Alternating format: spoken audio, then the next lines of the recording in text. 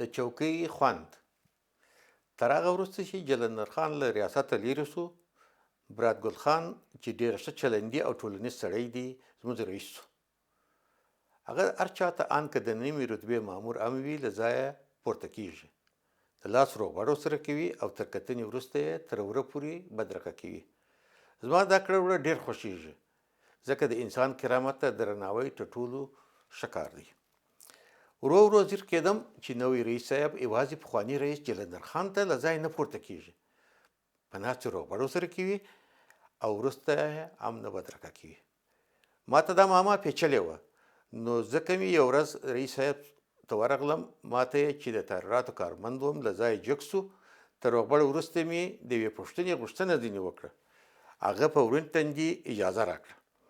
ما ځینې وپوښتل رئیس صاحب که څه هم سندرګي کېږي خو بیا هم تاسو ښه چلند دا جرأت راکوي چې یوه پوښتنه درڅخه وکړم.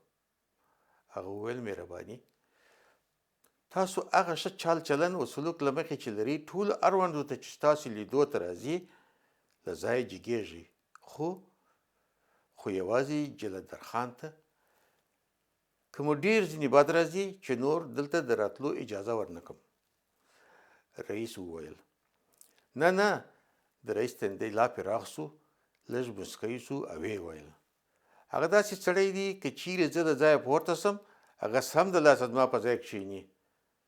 او ورو یې زیاته کړه هغه د دې چوکۍ خوند لیدلی دی.